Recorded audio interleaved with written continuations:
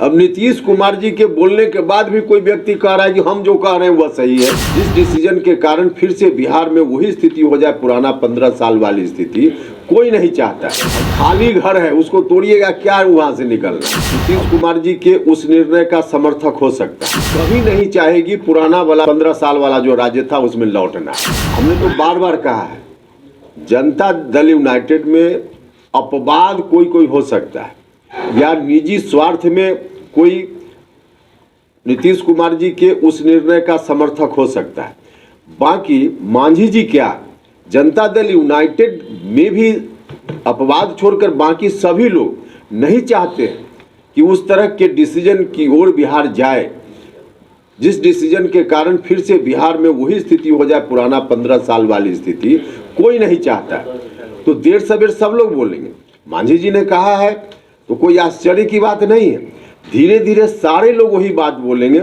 जिस रास्ते पे अब हम चल रहे हैं, सभी लोग उसी रास्ते पे आएंगे, क्योंकि जनता का दबाव लोग नहीं झेल पाएंगे।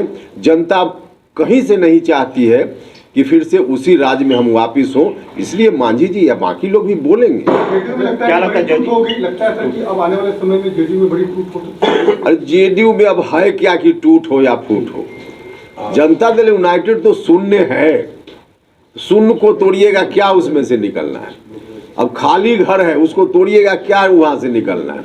अब कोई टूट फूट का मामला नहीं है ही नहीं, वहां खाली घर है एकदम, तो उसमें टूट का क्या मतलब। अब कोई आदमी, अब देख रहे हैं ना, अब नीतीश कुमार जी के बोलने के बाद भी कोई व्यक्ति कह रहा है कि हम जो कह रहे हैं वह सही है। तो अब सर्वमान्य नेता कल तक जो बोल रहे थे लोग, अब उसी पर प्रश्न चिन्ह लगा रहे हैं, तो जनता दल यूनाइटेड क्या बचता है, अब कुछ है ही नहीं वहाँ। अच्छा कुशवाहा जी, आपके बातों से ये लगता है कि आपके निशाने से नीतीश कुमार से ज्यादा जेडीयू के राष्ट्रीय अध्यक्ष हैं या फिर 3-4 नेता हैं?